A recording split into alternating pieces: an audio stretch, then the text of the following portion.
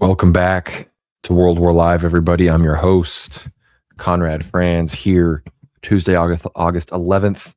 We're monitoring the situation, $5 right out the gate from Porphyry Allen. We are indeed monitoring the situation. So if you guys too are monitoring the situation, leave a like on the stream. If you would, please send in a super chat, and I will be sure to answer it or address it or read it and make myself look silly, whatever it is that prompts you to send in a donation here to the humble World War Now, World War III bunker. It's good to see everybody in the chat. We've got good boy Michael, we got Porphyry, we got Helix, we got some other people live on Substack, on X as well. It's good to see everybody here this evening. So again, hope everyone on the new calendar is persisting the last few days of the Dormition fast before we celebrate the feast of Our Lady and her ascension into heaven, of course, after her repose here on Saturday in the new calendar. And those on the old calendar, hope you're still enjoying meat on Tuesdays like today. So good to see everybody. Of course, we're going to be discussing the apparent Iranian victory in the war, as the Iranians have announced they're going to be keeping the Strait of Hormuz closed until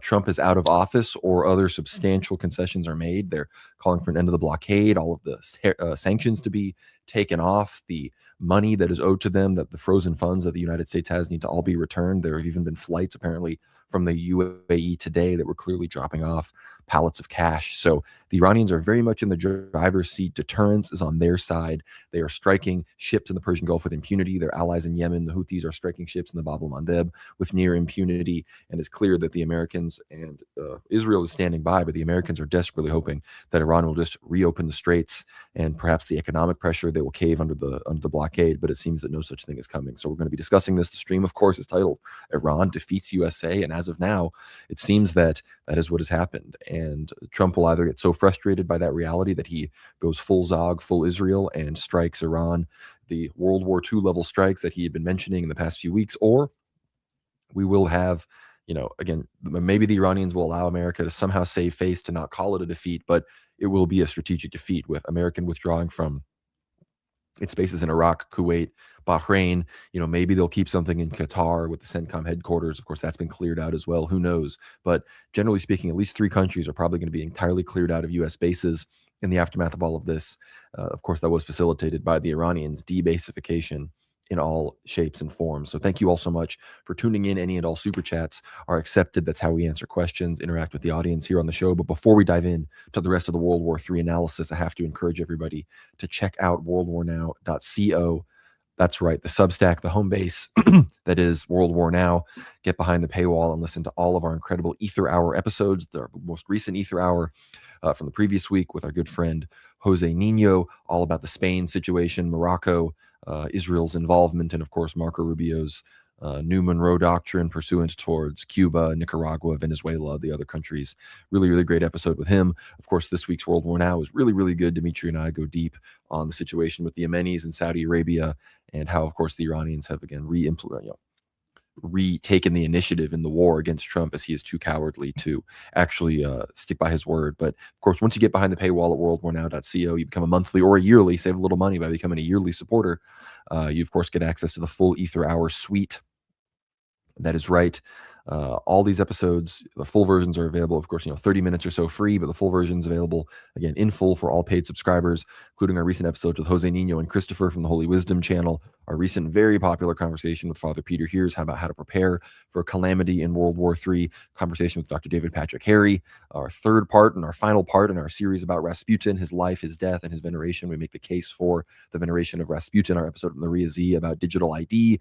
Of course, one of our incredible conversations with former Lebanese defense minister Yaqub Saraf. Jim Jatris is a regular guest. Of course, we have Dr. Matthew Raphael Johnson, Mike Painovich, Father John Whiteford, so many incredible people. Of course, I think Father Peter and Father John might still be live right now, but hopefully people can come over from that stream. If anybody, I don't want to tell people to leave the stream now, but if people see that stream wrap up, maybe tell the good people over at the Orthodox Ethos chat to migrate on over to the World War Now chat. We have $10 from MR Christ is King. Here's a donation against International. We know who he's talking about. Thank you so much, my man, for the $10. Good to see everybody here. Good to see everybody else. Yeah, that's right. We got Painovich, all sorts of incredible people behind the paywall. At this point, over 132 episodes, because we have a few 0.5 episodes and whatnot. So hundreds and hundreds of hours of content. Really better than a Netflix subscription, better than HBO, better than those sorts of things. Get behind the paywall here at World War Now and keep the lights on here at the proverbial World War Now bunker. Again, that's worldwarnow.co. Literally dropping it in the live chat. It's, of course, linked down below as everything else is, but in the chat right now for anyone that wants to tap in. Of course, I want to encourage everybody, if you are not already, or rather, if you are already a paid subscriber behind the paywall at the Substack, or if you don't want to become a monthly or yearly supporter and you don't care about the new content, be sure to visit the Buy Me a Coffee at buymeacoffee.com/World War Now. This is the best way to just donate to us directly in kind, supportive donations. So thank you so much for those of us that support. We try to respond to every single message when people support us over at the Buy Me a Coffee. So head over there if you feel like just supporting us for the hell of it, and or if you don't want to become a subscriber, or if again you're already behind the paywall at World War Now and you just love the content so much you want to give back. So thank you so much to everyone that supports there. And of course, we have to give a big shout out to our sponsors at Antelope Hill, AntelopeHillPublishing.com, the foremost publishers of dissident works. Of course, we are going to be reviewing some not yet published works from them as well here probably pretty soon. So great collaborative thing we got going here with them. But be sure to check out Germany in Stalin's Crosshairs, Bernd Schiffer, of course, an alternative, again, Third Reich perspective on what ultimately resulted in the communist victory against Germany. Of course, be sure to check out the third edition of The Culture of Critique from Kevin MacDonald, Dr. Kevin MacDonald. Very formative work in my awakening when it came to the Jewish question, and this is its newest third edition that I only read the second edition. So use code WWN for 10% off at checkout. That's right. Whether it's this book, the Bernd Schiffer book, board games, the patches, the Hezbollah George Washington patches, whatever it is that you buy from AntelopeHillPublishing.com, be sure to use code WWN at checkout for 10% off. So I want to see the numbers go up on the WWN code. I want to see some people ordering this book, some of the other books this week, some really great stuff from Antelope Hill. So thank you to them for supporting the show, everyone. AntelopeHillPublishing.com for all of your dissident book needs. And before we dive into the analysis, I know I'm shilling, but I want to encourage everybody to check out my recent interview on the Jay Burden podcast. Great interview with Jay Burden. Really, really good stuff. Check it out right here. I'll even link this one in the replies as well. It's on Substack too, so you can watch it on the Substack, but some really great questions from Jay Burden, all about the Third World War, the prophecies of the saints, multipolarity, geopolitical realism, and a whole host of other stuff. So check that out, Jay Burden. Really great interview channel. I recommend subscribing to him on the platforms. He said he'd have me on in the future, so show him some love in the comments of his other interviews as well. Say, hey, I'm here from World War Now. It'd really, really be good stuff. So thank you again, everyone, for tuning in. Thank you to Jay Burden for having me on. And it's time to dive in to some World War III analysis. That's right, folks. I know why you're here. You're here to monitor the situation. And here we are. We've got our girly water cup, and we're monitoring the situation. So cheers to everybody. And here we go. My favorite Iranian, I have to say, who is now, oh, that's right. I really need to pull up the other, the list of new appointees. Not that the names mean to most people, but there's a whole host of appointments to new IRGC and Iranian political positions. Of course, Major General Mohsen Rezaian has been made basically he's the secretary of the Supreme National Security Council and one of the two direct representatives of the Supreme Leader on the National Security Council, which is the most important decision-making body. Besides that, of course, the Supreme Leader also appointed Major General Ali Abdullahi as the chief of the general staff of the Iranian Armed Forces, so the Artesh. Major General Qimers Haidari as the deputy chief of the general staff. Major General Ahmad Vahidi as the commander of the IRGC. He, of course, until this point has been the interim head of the IRGC because his successor was murdered. Major General Mustafa Izadi as deputy commander of the IRGC. Admiral Ali Azmei as commander of the IRGC Navy. And Hussein Tayyib as head of the IRGC's Basij paramilitary force. That's like the massive tens of millions person militia that backs up the IRGC. But Mohsen Rezaian, now one of the most powerful people in Iran, if not the most powerful person besides the Supreme Leader himself, he said the Strait of Hormuz will not open until the United States changes its behavior and accepts Iran's conditions. The United States must end the war, Iran's blockaded funds, and in general, the war must end through the region, including Lebanon and Gaza, and other conditions that have been conveyed through intermediaries. If an agreement is reached between Iran and Oman regarding the passage route in the Strait of Hormuz, this agreement will be separate from the issue of closing the Strait of Hormuz. So they're saying even if they come up with a with a plan where, Iran will control the northern passage in. Oman and Iran will jointly govern the exit of the strait. That still has nothing to do with reopening it because of the American blockade and the war. And this here is from Majid Shakeri, advisor to Ghalibaf, the Iranian parliament speaker. He says Trump will not reach an agreement. We will accompany him until his term ends. So it says Iran has effectively stated that will not reach an agreement to reopen the Strait of Hormuz until 2029 unless the United States unconditionally surrenders to its demands. And what are those demands? Well, those demands are, again, an end to the blockade, a full Iranian withdrawal from full American withdrawal from the region, including air bases in Iraq, Qatar, Kuwait, the United Arab Emirates, these other places that threaten Iran. This might include Jordan, right? So there's that. The return of the funds, these tens of billions, hundreds of billions of dollars had been stolen from the Iranians in international banks and other asset forfeitures and whatnot. The Americans need to return those to the Iranians. And of course, they also need to pay restitution, apparently. And of course, Trump responded and said, no, the Iranians will pay us restitution for the billions and trillions of dollars in damage they've caused to our bases. So again, some of the biggest points of stalemate we've ever encountered, yet Trump and the Pakistanis and other clowns are insisting that negotiations are still somehow underway. But alas, we know that is not the case. Of course, the Yemeni Houthis have continued their campaign as well. It says right here, new damage is now visible at the Jazan oil refinery in southern Saudi Arabia following the Houthi drone strikes on August 5th. New Sentinel-2L satellite imagery reveals that another large oil storage tank was hit and set ablaze during the latest attack. So the Houthis are continuing to punish Saudi Arabia. The Iraqi militias are continuing to threaten Saudi Arabia. Iran is continuing to strike tankers in the sea. The Houthis are continuing to strike tankers in the Bab el-Mandeb. Apparently right now, 15 Saudi tankers are returning from India and East Asia, returning to ports in the Red Sea and Saudi western coast. And I guess we'll be testing, will the Houthis, will the Iranians, will they be striking them? And many people are wishing these poor Indian and Pakistani crew members Godspeed as they enter into the gates of hell, as the Houthis are about to. It was 3 Indian crew members and an Indonesian were killed by Houthi strikes as I'm sure their Saudi overlords demanded that they try to pass through the straits regardless of the consequences. So that is the situation right now. Very, very dangerous on the high seas in Arabia. But a new front is opening up, and this is really going to tie the whole stream together, besides, of course, the theme of America losing the war, which we'll get back to in a second. But this is actually, you know what? We want to keep all that connected. Let's get this reordered here.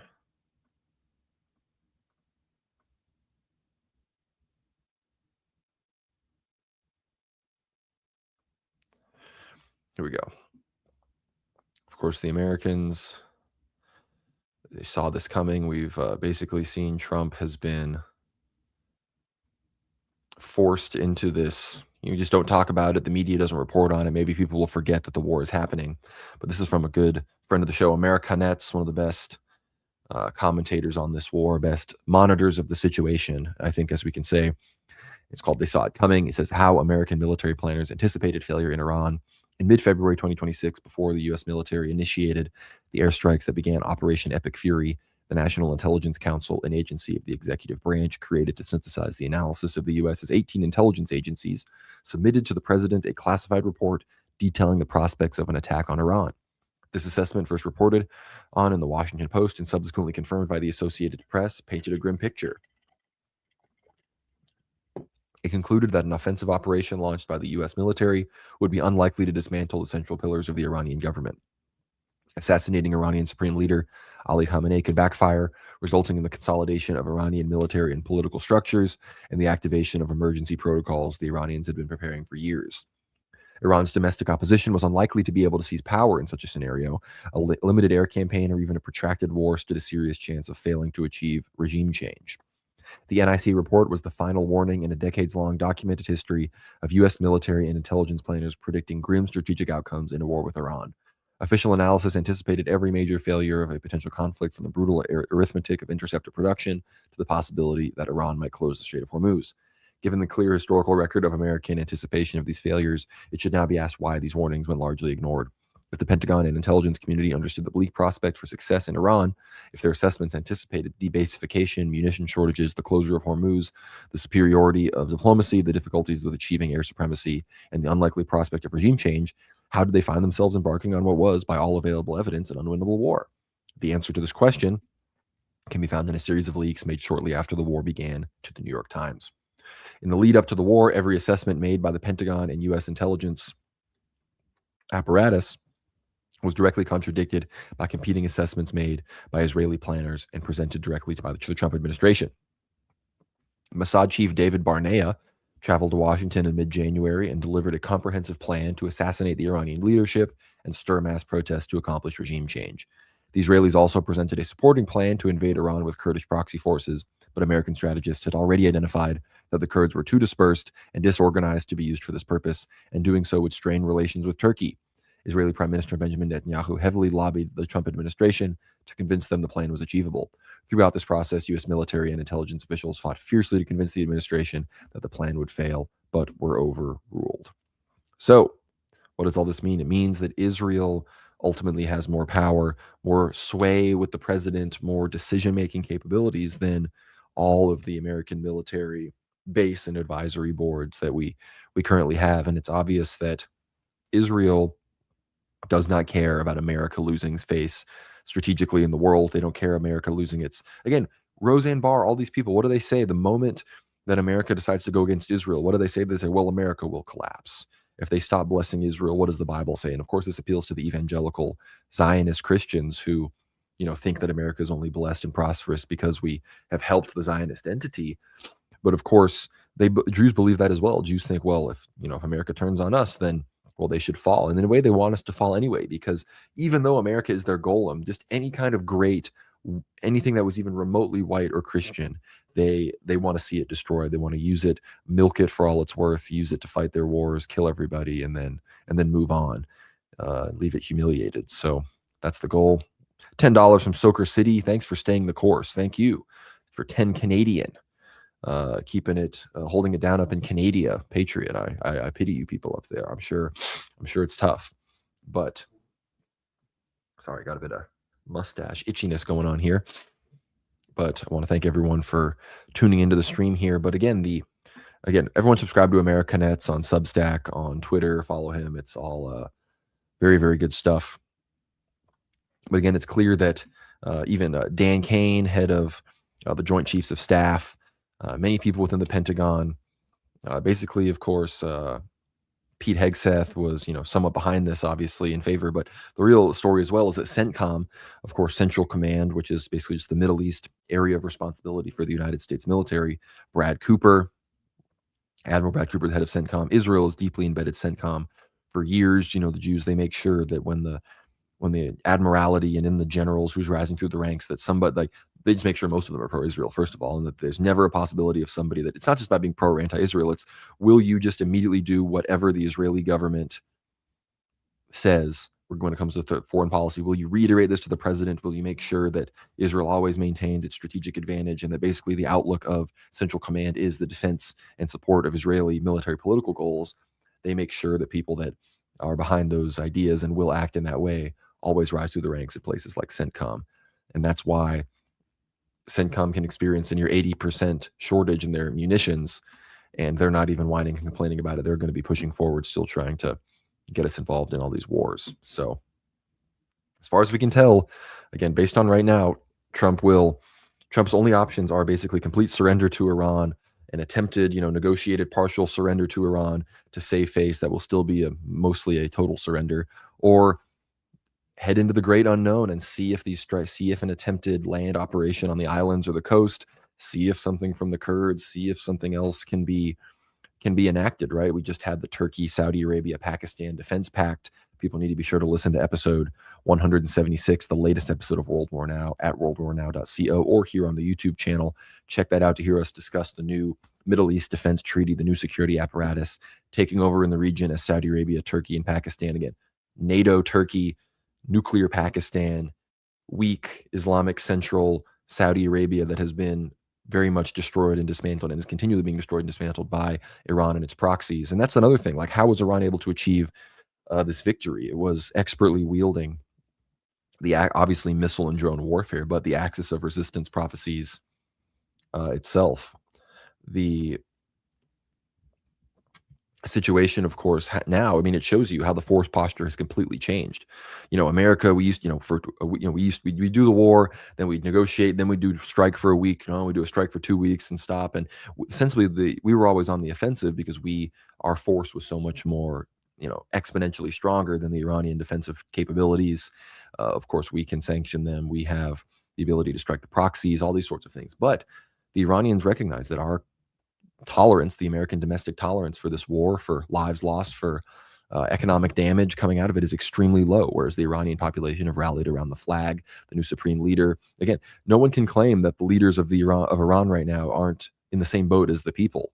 The supreme leader lost his father, wife, child to the Americans. So asking the average Iranian family to send their young people to fight, it's not even, you can't even claim it's hypocritical. He's just as much in the fight as everybody else. He's probably the number one targeted person.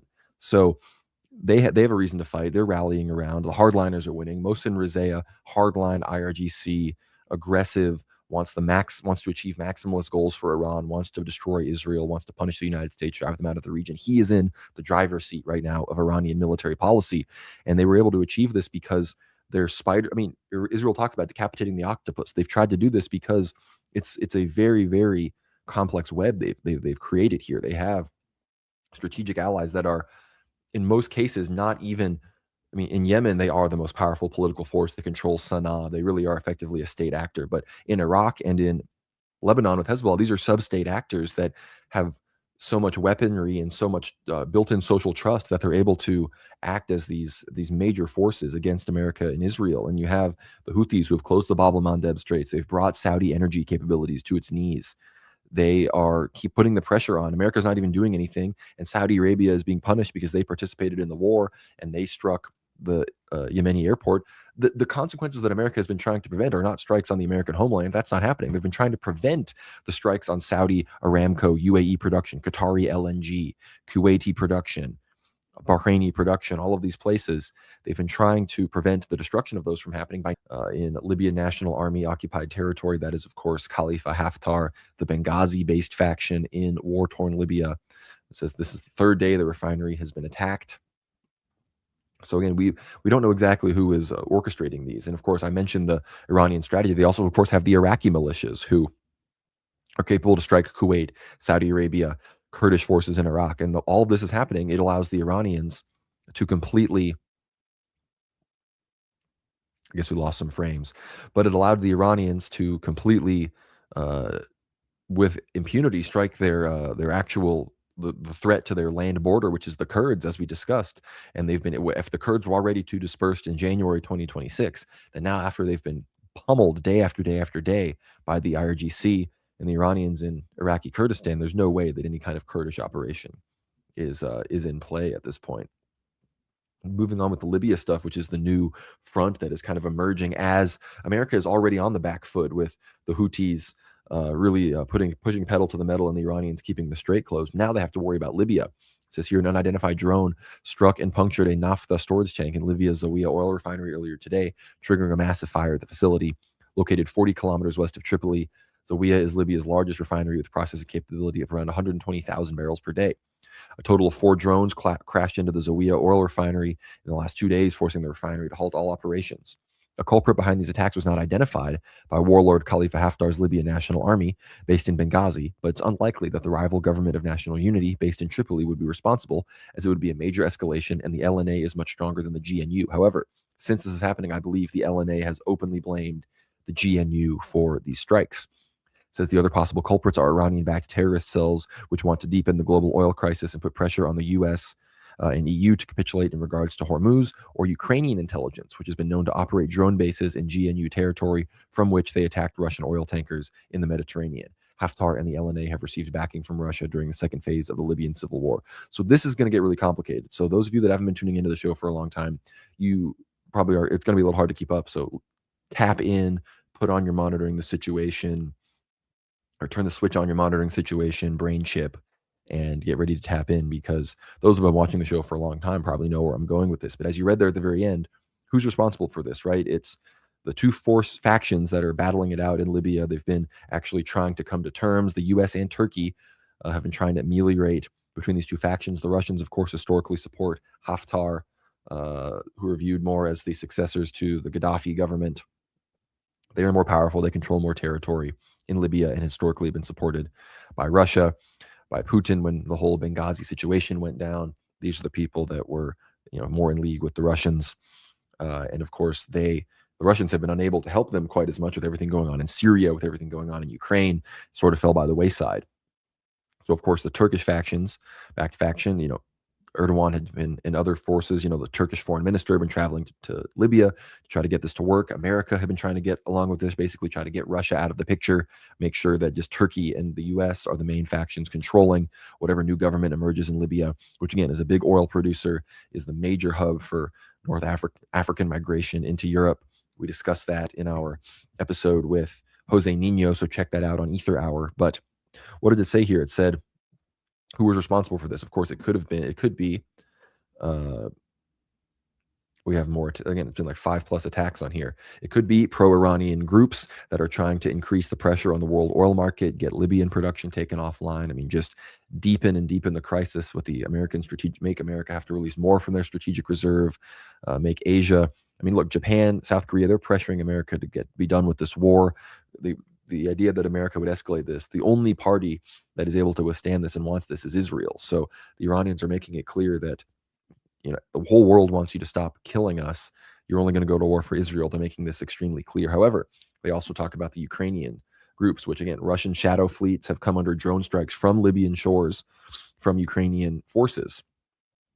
And why would that be? Well, they're in GNU territory, Government of National Unity. And people have always said, well, Erdogan and Turkey, they're neutral on Ukraine. They want to play both sides. And sure, compared to most NATO countries, they are. But fundamentally, Turkey has always sided with Ukraine. And Dimitri and I bring it up all the time.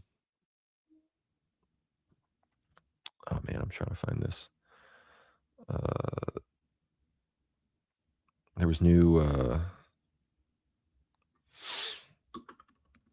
there's new support for Turkey and Ukraine, but I'll find that in a second. But either way, the Ukrainian militias and forces are acting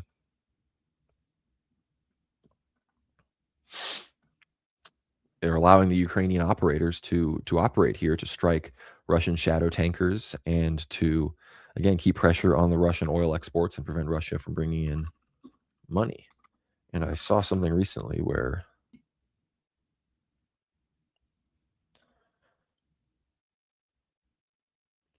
yes, apparently here talking about Turkey may propose the establishment of Black Sea military safety corridors, which we're going to get to that in a second. But of course, recently Turkey has also decided to throw in their support for, I can't remember what it was, some kind of equipment. They're making it much more clear that they're supporting Ukraine in the Russia-Ukraine war. Of course, historically, we know that right after the Russian invasion happened, even in the aftermath of the Crimea situation, the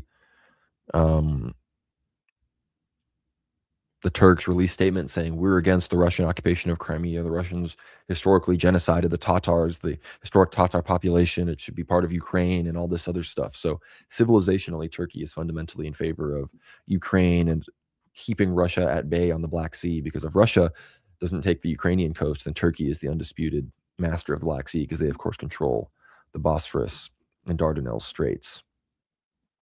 We have $5 from MR Christ is King. Any chance on a collab on making a coherent patristic statements that treat us on how we Orthodox view race, ethnos, and nation? And look, well, we talk about that stuff all the time on the show, Mike. So that is, we do that on the show. The part of the show is presenting, I think, a coherent Orthodox worldview on this. But in the future, we'd love to have clergy on to discuss such a thing as well. But we have good evening, Conrad and company. Thank you, Father Peter. Welcome to the stream. It's good to have you here. Of course, we're discussing some stuff that, of course, you are very familiar with the Turkish Black Sea situation here. So, of course, think about what I've just been saying, everybody, on the Libya situation here with how it obviously points. This is another place where Russia and Turkey were clashing by proxy. And again, what was my point in all of this? Well, who could be striking this? I'm going to connect all of the dots here at the end of the stream as well with the Trump assassination news, with the news that Erdogan was supposed to be shot out of the sky in 2016. There's a chance that this is Israel, or somebody else that's trying to disrupt the peace process in Libya.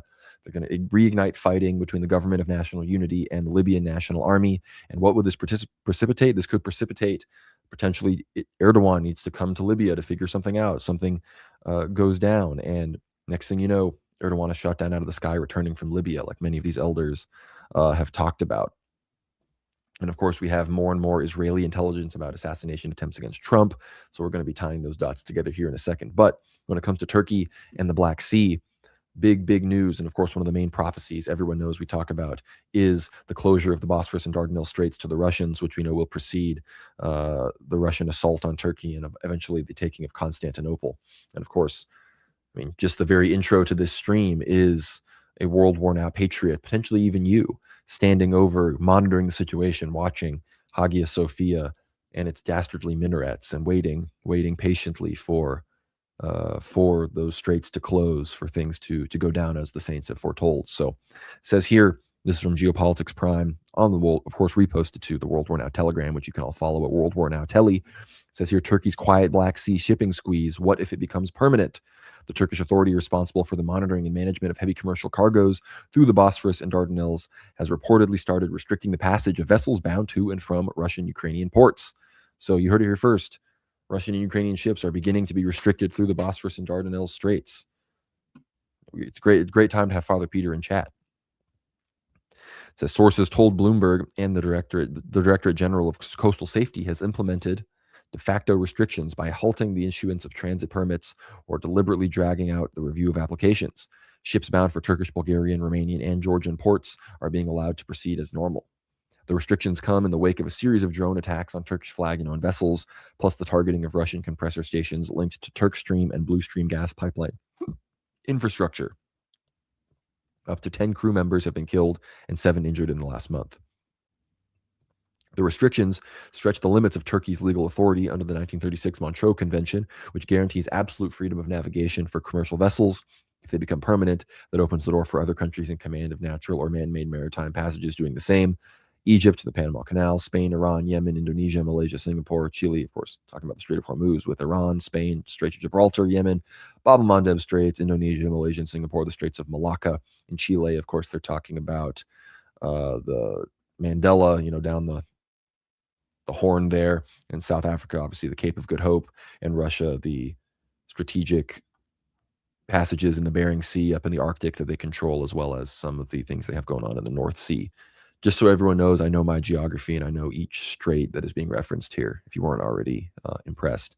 It says, while the restrictions could hurt Russian energy and food exporters, they may absolutely cripple Ukraine, which has no alternative major maritime export routes.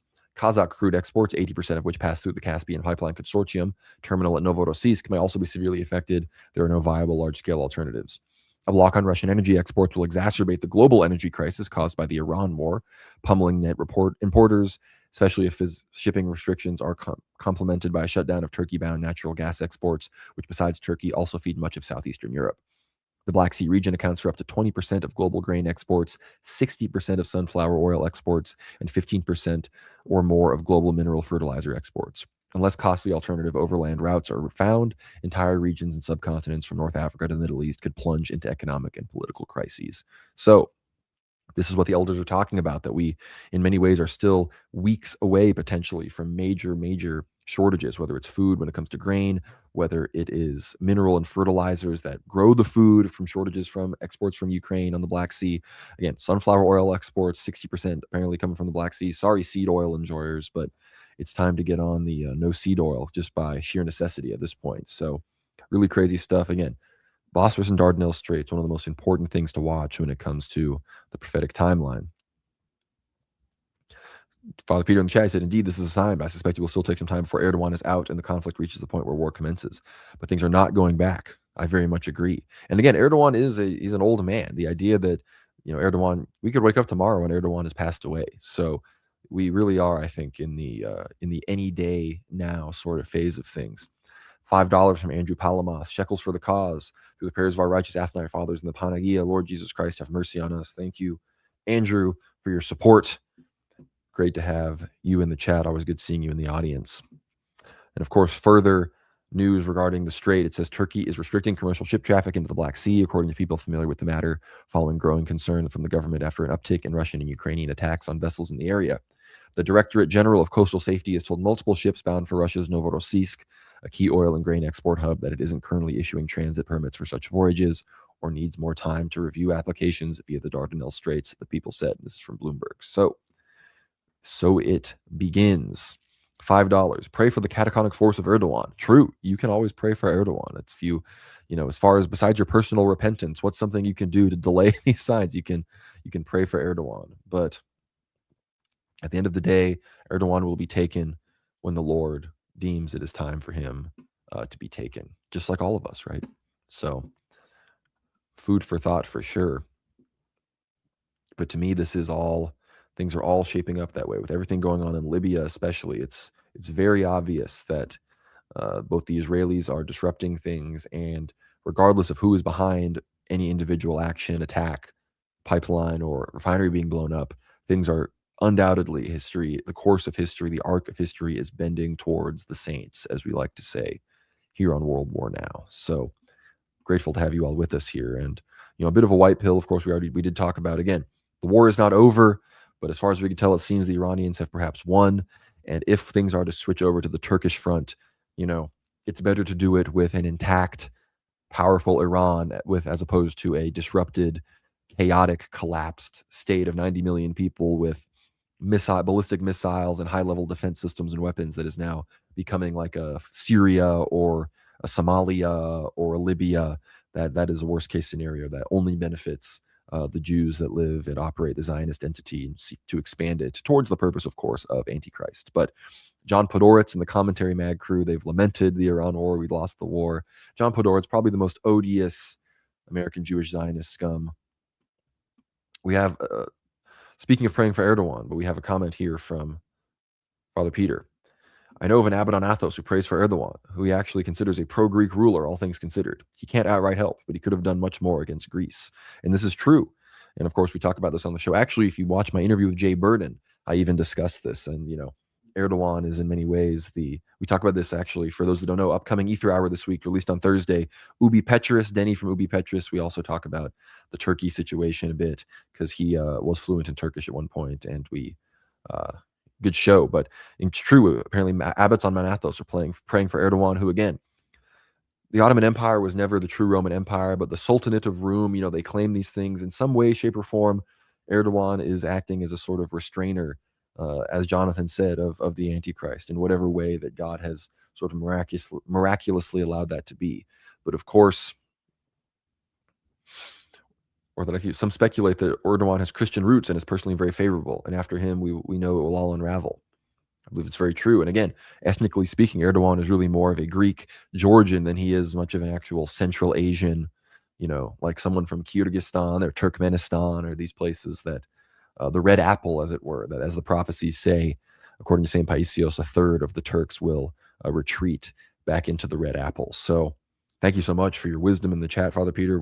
I'll be sure to pull your comments up whenever you leave the comment here. But here we go with John Podhoretz. Let's see if we see him getting mad at the beginning of the clip. His poll numbers stink. The war's poll numbers stink. The war's poll numbers are starting to stink among Republicans. This is the major commitment of his first term, and it's failing. And so he and the Republicans are going into the midterm elections with absolutely no positive case to be made about the last 2 years of governance, aside from the passage of the one big beautiful bill, which doesn't seem to have much in the way of electoral legs, since you don't hear anybody on the campaign trail talking about the greatness of the one big beautiful bill. And the tariffs are in question. The ballroom has been frozen. The ICE is now sort of quieted down its public raids. His numbers on immigration are bad. His numbers everywhere are bad. And in the end, this is all going to be the fault of refusing to do the right things to win the war. Because winning the war would have all sorts of ancillary benefits you can't entirely guess at. But So he's saying Trump needs to kill like hundreds of thousands of Iranian civilians and destroy their civilian infrastructure. Then domestically, people would like him, because I guess what he's not saying out loud is that the Jewish media will then start to cover all of these things favorably.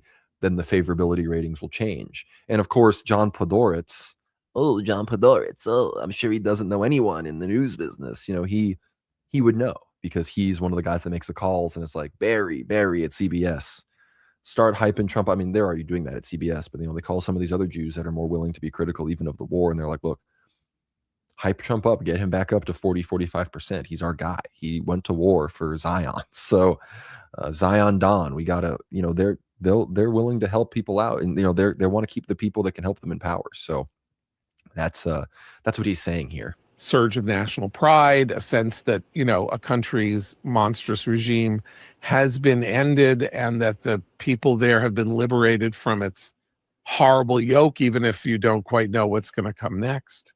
Restructuring of the Middle East so that we are less beholden to or in bed with forces like Qatar that are doing domestic damage to the United States in terms of their propaganda campaigns. I don't know what, but losing is the end of everything. Like, this is, I literally don't know what he goes and tells the American people, or that Republicans go and tell the American people that they should be brought back into the control of the Senate and hold the House, except that the Democrats are crazy socialists who are evil. And indeed, Abu el-Sayed is evil, and many of the people who are running are extremists who are bad for America.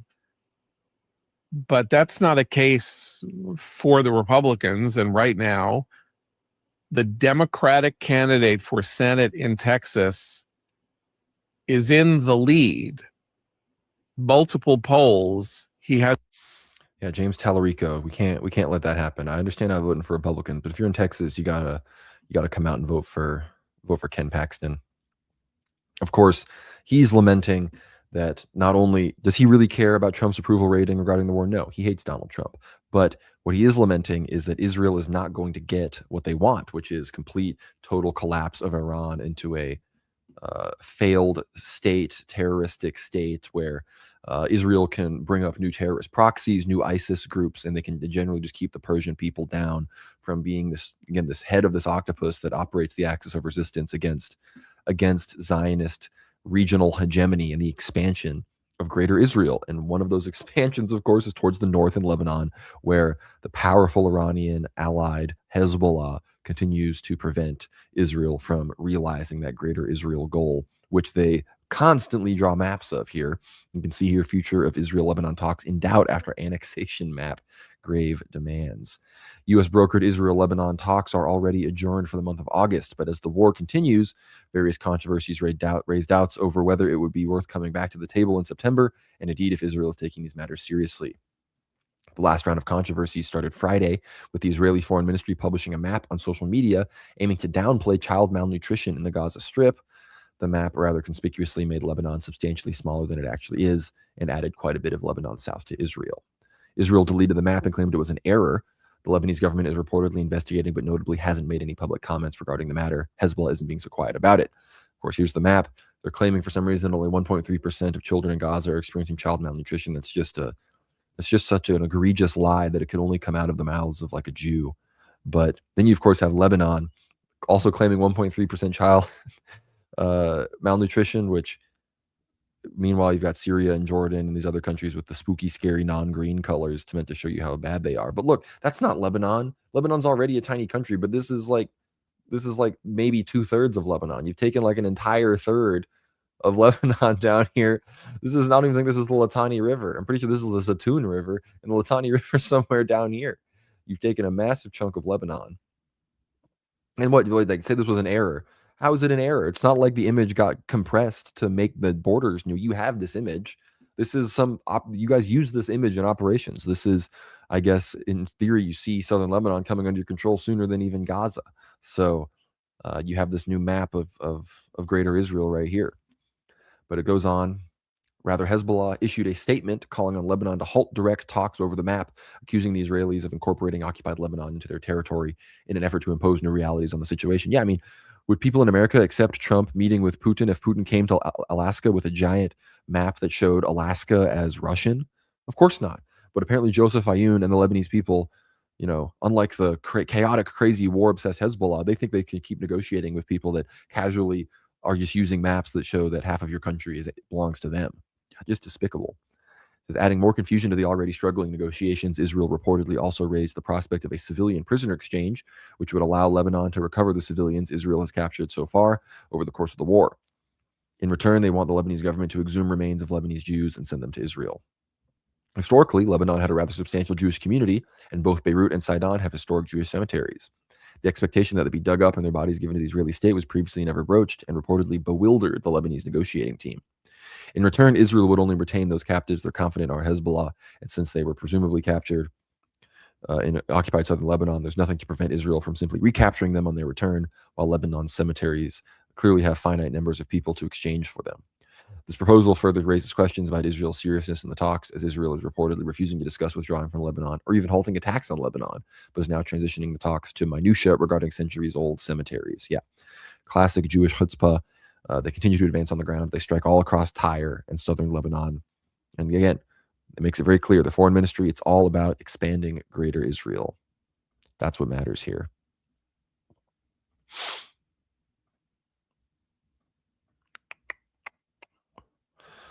And of course, hold up. Quick stop on over to the Ukraine war here. And if anyone has any questions, of course, feel free to send in the super chats. But again, of course, we know that one of the reasons America stopped its aggression against Iran was the shortage of Patriot, THAAD, and other interceptor missiles. And that is affecting Ukraine as well. It's from CIG, of course. Ukraine has stopped reporting how many missiles Russia fired during attacks as it has run out of interceptors. While the air defense forces said 98 of 120 Russian drones were downed overnight, this is about a recent major strikes, it omitted data on the number of missiles fired. That came days after it ceased reporting interceptions of ballistic missiles, following an attack last week in which Ukraine failed to stop any of 28 projectiles. The Air Defense Forces has changed its reporting format as a security measure in response to Russian strikes, according to a person familiar with the matter, asked not to be identified because the matter is sensitive. Ukraine is scrambling to obtain more interceptors from allies as it struggles to defend against intensified Russian air attacks in recent weeks. It's particularly seeking more supplies for the U.S.-made Patriot system that's most able to knock out Russian ballistic missiles. Amid a surge on global demand sparked by the Middle East conflict, shipments of air defense missiles to Ukraine from its allies have dropped threefold in the first half of the year compared to 2025, Zelensky said on August 5th, after at least 17 people had been killed and dozens injured in Russian strikes that Kiev's forces were unable to knock out. The city of Zaporozhye was struck by North Korean-supplied ballistic missiles as well as Russian Zircon hypersonic cruise missiles, he said. Ukraine intercepted 29 out of the 195 Russian ballistic missiles fired in July, while another 40 failed to reach their targets, according to data compiled by the Defense Ministry in Kiev. So it's really starting to come apart for Ukraine, of course. And if America had to stop its offensive in Iran because of air defense and interceptor capabilities, what are the Ukrainians going to do in a few weeks, right?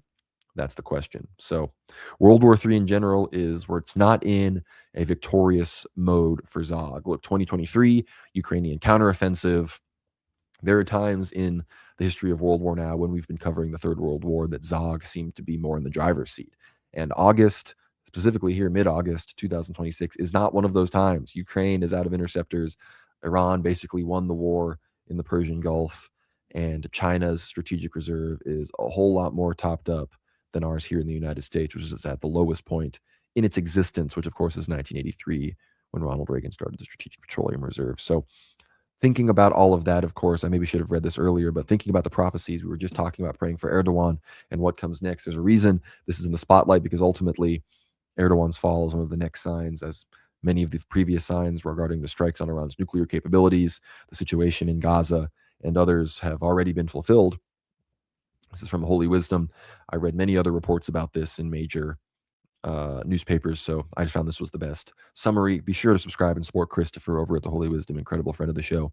He says Erdogan was supposed to be killed in the air. New details emerge in Turkey about the 2016 assassination attempt. FETO prepared several attempts to assassinate Turkish President Recep Tayyip Erdogan before the 2016 coup. One plan called for elimination just in the air.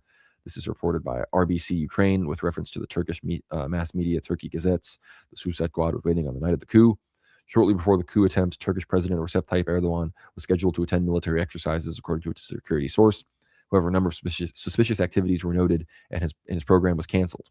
It was later revealed that the assassination attempt on Erdogan was planned in a scenario similar to the assassination of Egyptian President Anwar Sadat on October 6, 1981, at a parade in Cairo.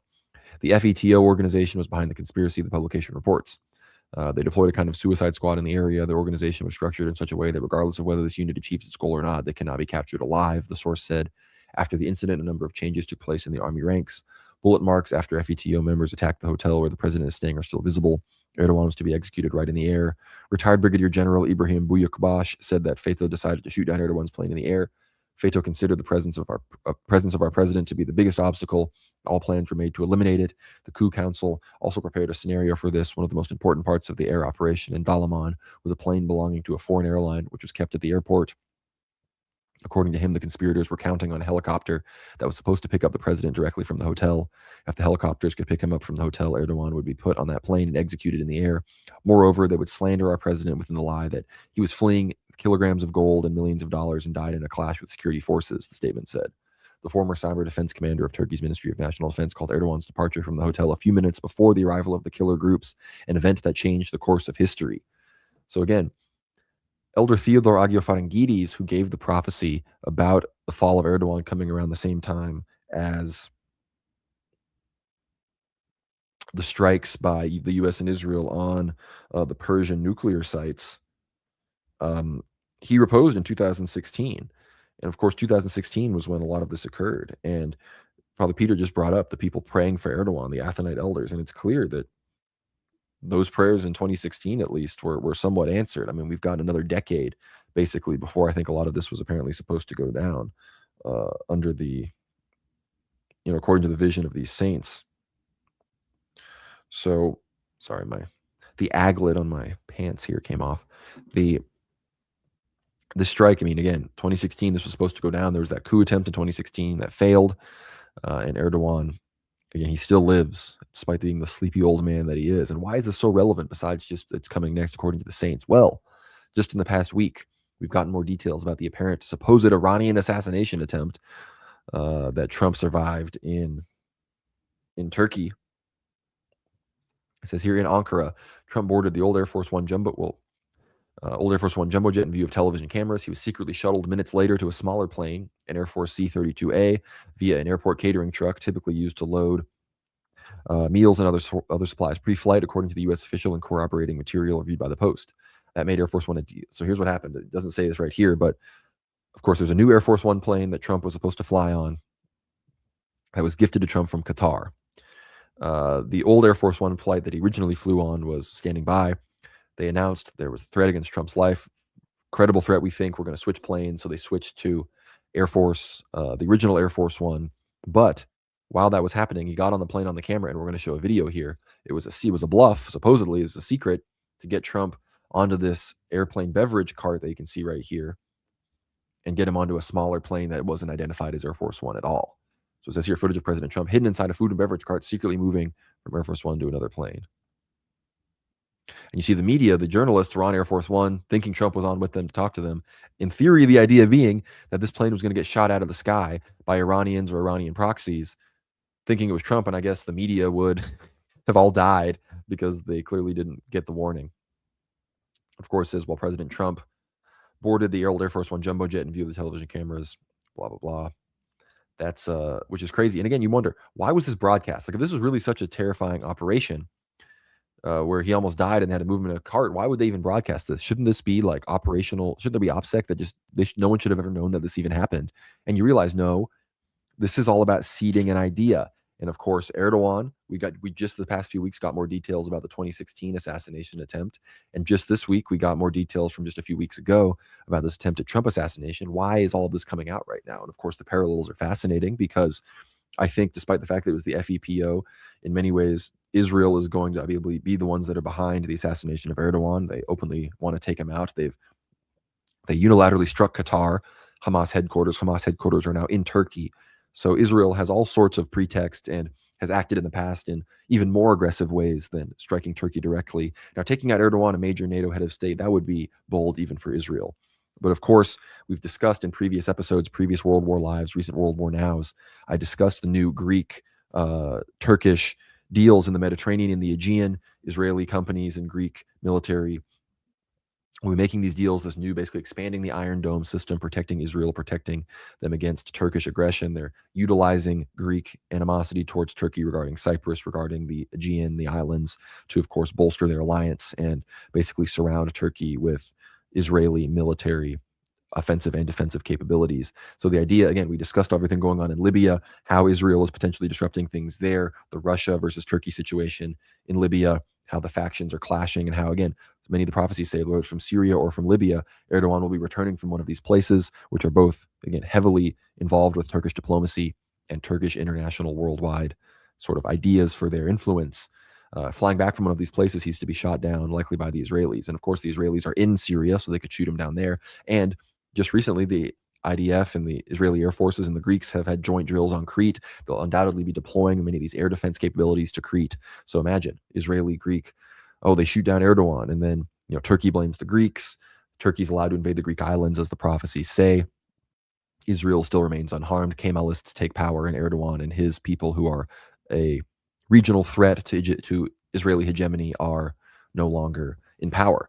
What does this have to do with Trump? Well, we just watched the John Podhoretz clip. The war is, like 20% of people support the war. Trump has like 30% approval rating, even within the Republican Party. He's at like maybe 50, like in the 40% of approval. People in the party don't like him anymore. Nobody likes this war.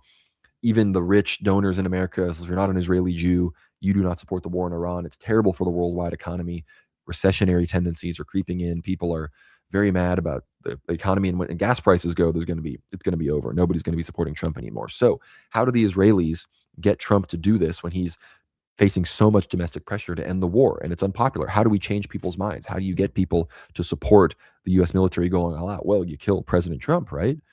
You assassinate President Trump, or even you create the fear of an assassination. And of course, it will obviously embolden Trump specifically against the Iranians. But we know that these things don't just come out of the blue. If it just came out of the blue, we'd probably all be more suspicious. It would be harder to capitalize. But the deed has now been seeded. Everyone understands, oh, Trump had to hide in a beverage cart to avoid this assassination. And we just got the details about the Erdogan assassination. And again, this was in Turkey. This is at the Ankara airport where all of this is supposedly going down. So again, all of this coming out, to me, it's clear that if the Israelis really do think that they're not going to be able to get their way in Iran with, sort of conventional means of convincing Trump to go all the way, then maybe they will shoot him out of the sky, because they can do it from Iran. They have people in Iran, likely even within the IRGC, in the Artesh, that they can deploy that would shoot down Donald Trump completely unauthorized by the supreme leader, by IRGC command,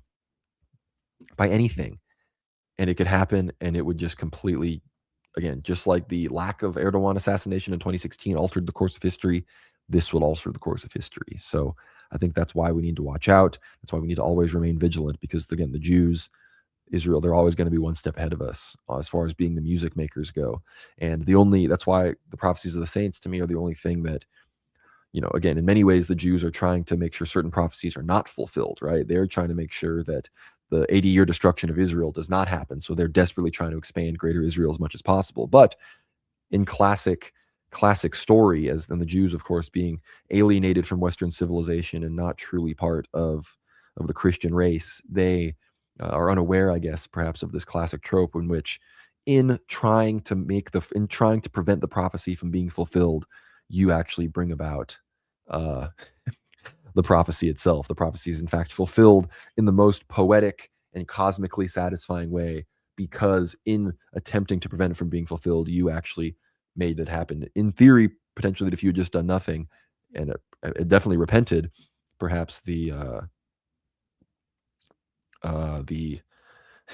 perhaps the situation wouldn't have gone that way.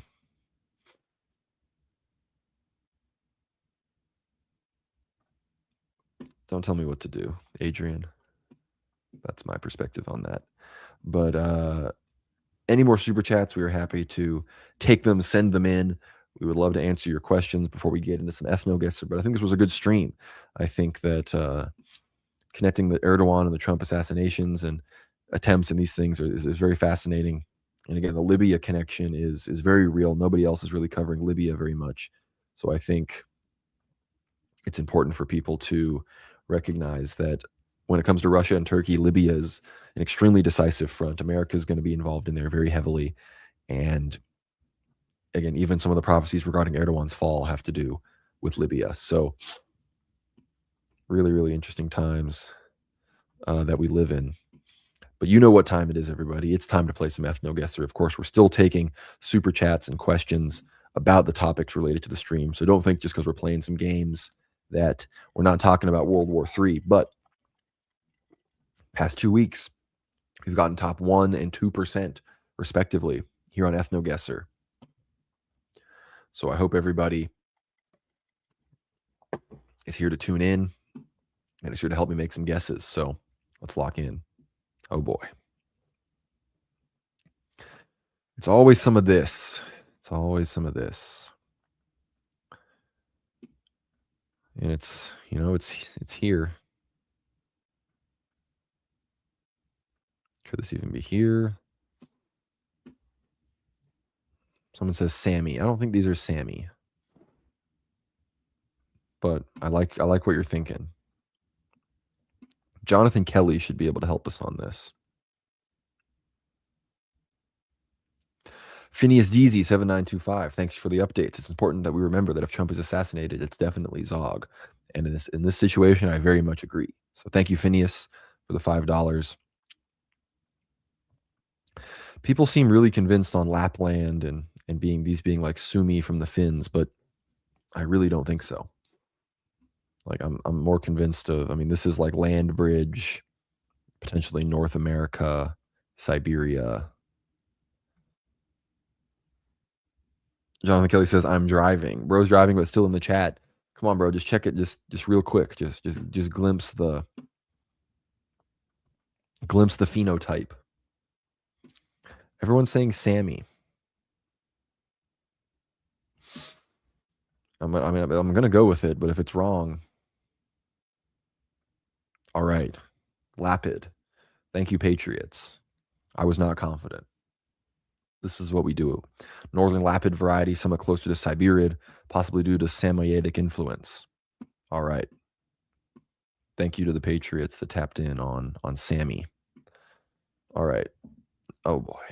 Not more of this. This is like, I mean, the guy looks like straight up Asian, but the girl gives it away as, you know, some of this, I think.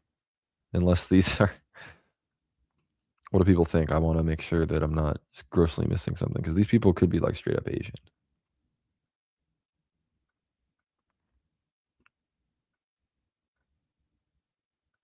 Like these could be Malaysians or these could be like Centraloids.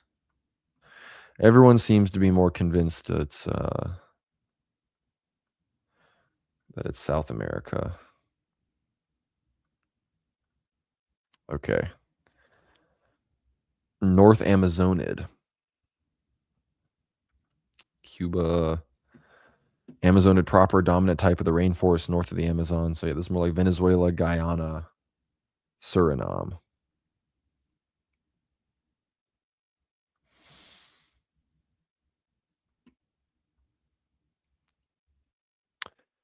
The fearsome Caribs made the Spanish create the word cannibal, originating in Guyana and savannas. So yeah, these are just some like OG cannibals that were like eating people back in the day. All right, 2,000. I feel like it could give me like a 3,000, but you know, we're doing okay. $5. Humility bullseye. Thank you, chat. Thank you for the $5, Alan.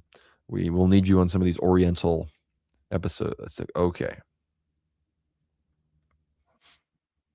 Is this like, is this North Africa or is this like,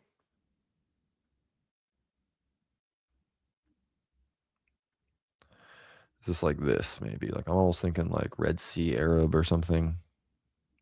Jeets. I don't know if these are Jeets, bro.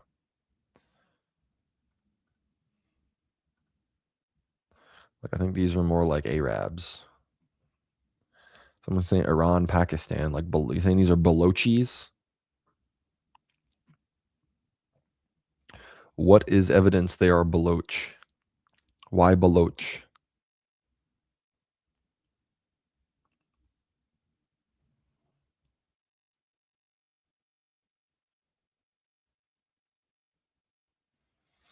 Yeah, someone's saying Iraq. That's like what I'm thinking.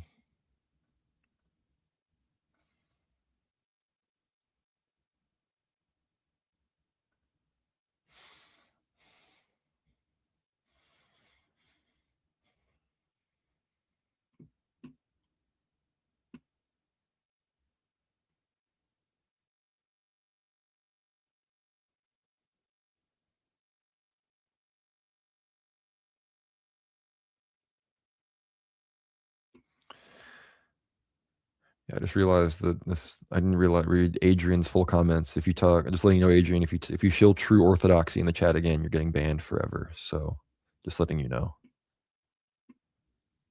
Someone saying go Iran, Pakistan area. Okay, and you were wrong. I was right. So, you were wrong, Helix. Just saying, I was actually completely correct. To be fair, I was going to go there, but I literally was saying Red Sea Arabs. So these are literally Yemenids, as I anticipated. So, you know, chat got me on Sammy, but on this one, should have gone with the instincts because I was literally thinking like right around here. Orientalid subtype deviates in the Armenoid direction. Literally was thinking the same thing in my head.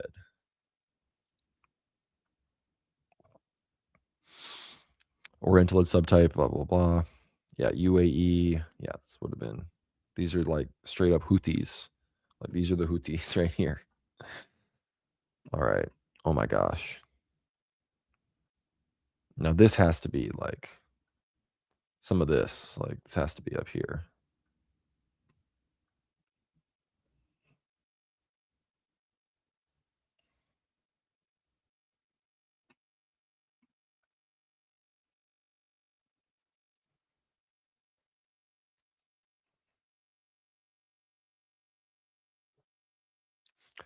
Anyone have a good idea? Like, is this going to be on what side of the Bering Straits? Is this going to be on? Is this going to be on the Russian side or the American side?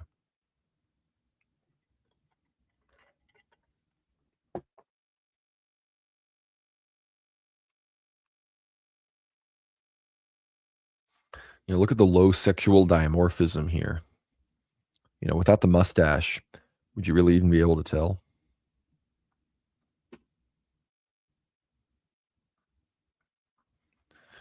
So no one's going to tell me if they think it's North America or Eurasian.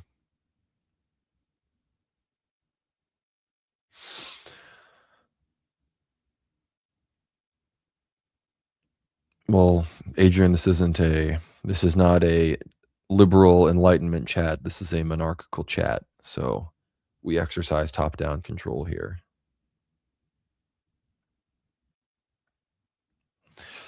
It would have been more right. Once again, sorry, Helix, but you were wrong. I don't know why. If nobody else answered, like everyone know, I ask a question and then nobody responds, and it was obviously the Russian side. I should have known. Literally, I was on it. I was right exactly where I was. Yeah, bro. Sorry, Helix. No more. Helix, stop. Just stop chatting right now. I'm not going to listen to you anymore. Other people do this. Not good. Chukchid, Far Eastern Siberian variety, exactly as I suspected. Need to stop listening to the chat. Okay. Had this one before, and I'm totally forgetting. But I feel like it's like, dang it. These are Baskid. Got close. I thought they were like the French Alpinid. Ancient European type associated with the Basques, found in its purest form in the Pyrenees, Atlantiques.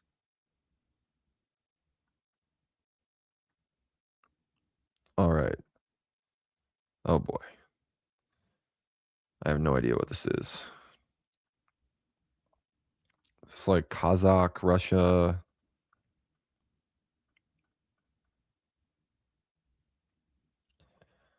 Like, I don't know. It's got to be like somewhere around here.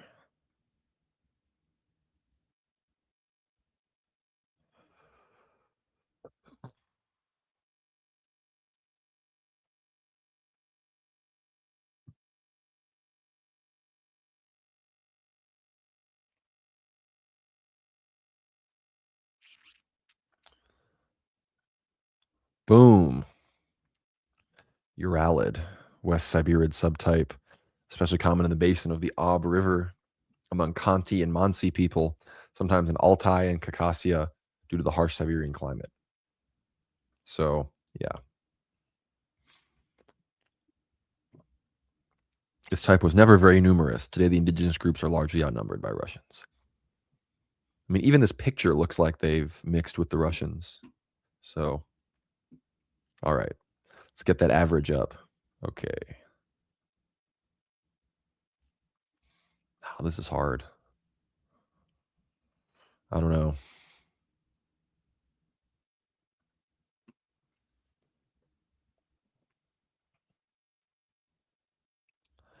What do people think here? It's like Pakistan, maybe? Maybe like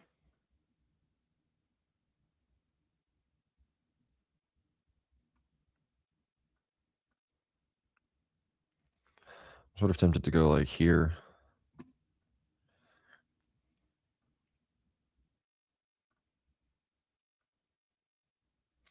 Albanian? No. Not even not even close. Both kind of got the North Korean looking fade. Okay. Yeah, these are more like Uyghurs. Typical Pamurid variety, mountain Pamurid, often considered the most typical Turanid, most common in highland Tajiks, except so tiny part of Tajikistan. Not only live in Tajikistan, but also northern Afghanistan, eastern Uzbekistan. I mean, is this right? I mean, it's literally showing just China, but all right, we got some points. I guess we could have worked over there, but yeah, I would have done better to do. My Pakistan guess was initially would have been good, but okay, all right. Let us know, Alan. What are we thinking here?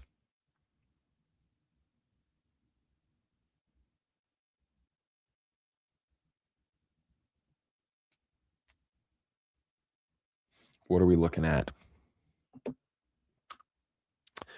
And anybody, feel free to, if anyone enjoyed the World War III analysis, or you want to scrub back and listen, send in a final super chat about what's going on. Oh, we've actually got some breaking news here that I'm going to read here at the end of the EthnoGuessr round. But we need Alan to tell us who these Asian people are. Like, if I had to guess just on instinct here, I'd go like kind of here, I guess. Maybe even here. But more so probably here. So, Cantonese speakers. But Alan was in the chat 2 minutes ago. He can't have disappeared on us so far. Chinese more north. Like Wuhan toward Korea. Like on that peninsula.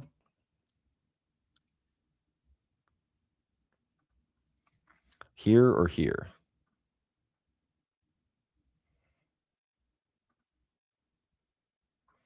PRD. I do not know what PRD means, brother. People's Republic of Doria.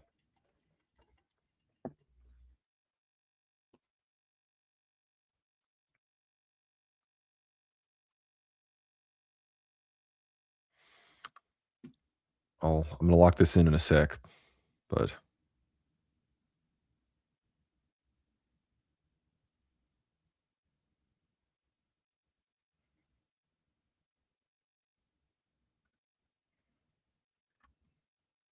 all right. Nope. I was correct, and Vietnam homies were correct. Should have known the woman looked too Southron. Anamid, South Synod subvariety with less pronounced Synod features that often tend to be very Grakile, typical for the old province of Annam in Vietnam. Not good. These are Southerners. That might have killed us. Oh, and we already know this one. Libyad. And now we make this up.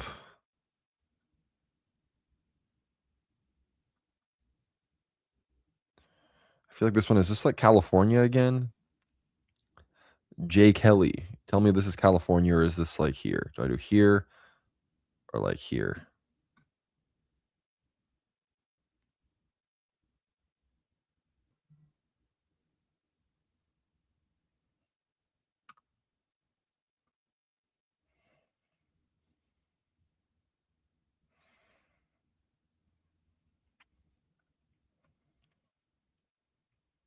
You were correct, Phineas, about the Vietnam situation. But Jonathan Kelly usually has us tapped in on these random Midwest.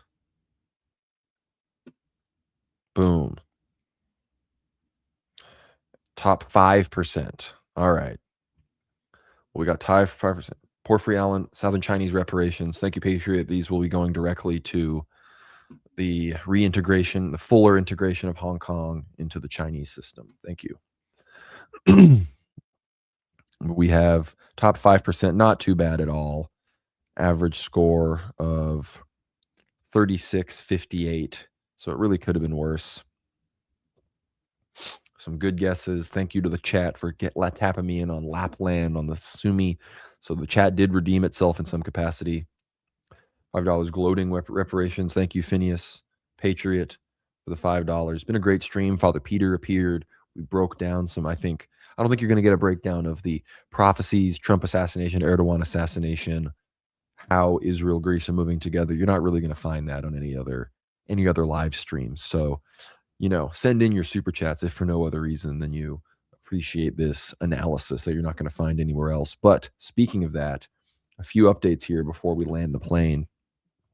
Another attack on Libya. There was a power station in Zawiya in Government of National Unity controlled northwestern Libya. I can actually get the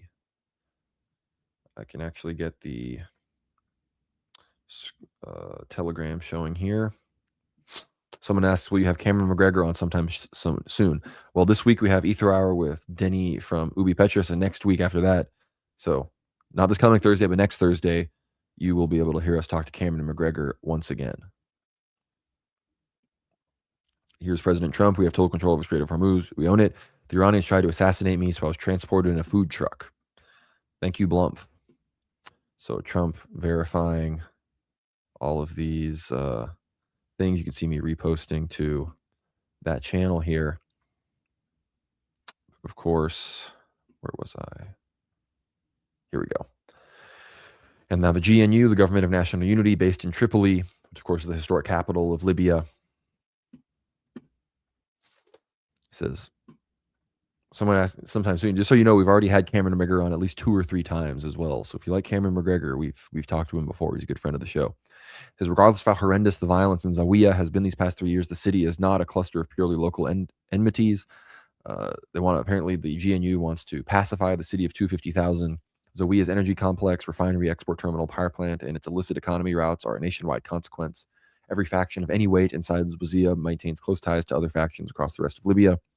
Any bid to subdue Zawiya from the outside, through a massive application of force, would therefore mobilize every group that stands to lose should the Dabeba camp succeed, setting off a contagion of violence well beyond the city limits. And one city almost adjacent to Zawiya is Tripoli itself. If the GNU goes all in, that what it will get will not be what it hopes for. So it's saying that the GNU is not powerful enough to pacify this city that apparently is descending into chaos. It says here, Turkish and Iranian officials held talks at Agri province, eastern Turkey, on strengthening security along their roughly 560-kilometer shared border. The discussions focused on preventing illegal crossings, combating drug smuggling, improving customs procedures, and expanding bilateral cooperation on border security. So it's never been less likely for the Kurds to do something against the Iranians, as Iranian-Turkish cooperation seems to be expanding. You know, the Israelis are talking about the Sunni axis and how we've defeated the Shia axis. Have they thought about the Sunni and Shia axis coming together in any capacity? Because that's the real fear. And here it says CENTCOM fired 50 PAC-3s in a single day during the week of deadly ballistic missile strikes from Iran last month. So yeah, just another evidence of the complete collapse of the air defense missile interceptor supply in the war. Of course, going to share all of those posts to the relevant World War Now Telegram channels. Very, very big updates in World War Now Extended Universe. So again, everyone subscribe to the YouTube channel if you haven't already. Really helps us out. Leave a comment, leave a like, do what you can. Be sure to follow me on X at GnomeRad. Follow Dimitri on X.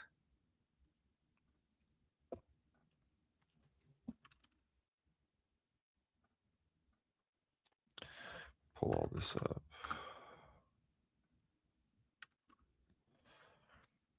But you already know what time it is. Time to start landing the plane here. If anyone else has any super chats, feel free to send them in. I encourage everybody, be sure if you're on the new calendar this coming Saturday, go to the Dormition, celebrate the feast, the big feast of the Theotokos, the Mother of God. If you're on the old calendar later this month, be sure to do the same. I wish you a good fast for these 2 weeks here in August when we remember Our Lady. So thank you to the super chatters. Thank you, Porphyry Allen, MR Christ is King, Soker City, Andrew Palamos, Phineas Deasy, and everybody else that supports the show. Of course, if you're a supporter over on Substack, if you're a paid subscriber, thank you for doing everything that you do. Of course, I should actually probably have checked out the Substack chat to make sure there wasn't any messages. But thank you to everyone that tuned in. Thank you to everyone watching on X. Be sure to subscribe at worldwarnow.co. That is our home base. That's the Substack where every episode, including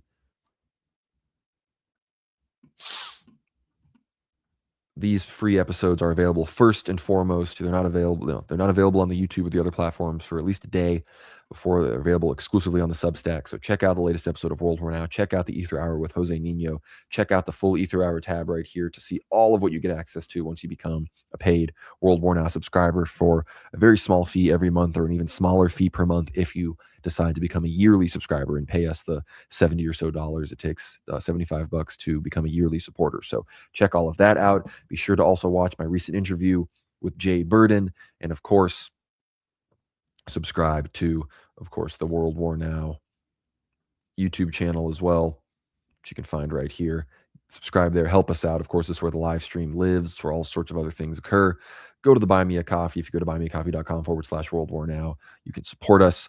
Really, really great things over here. So we'll send any messages to everyone that supports us over here. Of course, antelopehillpublishing.com. Buy all of their new books, Culture of Critique, Germany and Stalin's Crosshairs. Use code WWN for 10% off all of your dissident book needs. We have $5 from David C. Here's some shackles. Thank you, brother. So David C. joining the ranks of the super chatters. Thank you so much for supporting the show, brother. It really means a lot. It means more than you know. But of course, after you've ordered your books at antelopehillpublishing.com with 10% off with code WWN, be sure to head on over to X and follow me at GnomeRad. Help me boost my following. Help me get more engagement over there on the former Bird app. Be sure to follow World War Now as well at World War Now _. We're always posting some good stuff. Dimitri's posting on there as well. So obviously, we're also on Telegram at World War Now Telly, one of the best ways to keep up with the news. Be sure to find us again on X, YouTube, Substack. That's where you can support us, worldwarnow.co. We're also on Apple Podcasts, Spotify, wherever podcasts are found. You can listen to World War Now. So if you're listening on one of those platforms, leave us 5 stars, leave a comment, share it with your friends. One of the best things you could do is share it with your friends, become a free subscriber. Even if your friends only want to listen every once in a while, have them become a free sub over on Substack, put their email in, get on the email list. And if they enjoy the show, maybe they can't afford it, but you can. Really, the best thing that you as an individual can do besides becoming a paid subscriber yourself is gift paid subscriptions to other people. So gift your friends, gift your family 6 months, a year, 1 month, whatever it is behind the paywall, because not only does it give them access to this incredible content, but it helps us and it gives supports us financially, but it also helps us really rise through the ranks on the world politics leaderboard and Substack, which we're always trying to maintain our spot in the top 100. So be sure to consider doing that if you can. Of course, subscribe to the channel, leave a comment, leave a like on this episode if this is something you enjoyed. We love hearing from you guys in the comments. But with all of that, I want to thank everyone for tuning in. Those that super chatted, you're the ones that keep the lights on here, as well as, of course, you paid subscribers behind the paywall over on Substack. So check the link out in the description below, worldwarnow.co. Get ready for an Ether Hour this week with Denny from Ubi Petrus. Really, really great episode. Stay tuned this weekend for a huge World War Now episode with me and Dimitri. And we've got a whole lot more of incredible streams, episodes, content, interviews, traveling around, big plans coming up. So thank you so much for tuning in, and we will see you guys on the next one. God bless.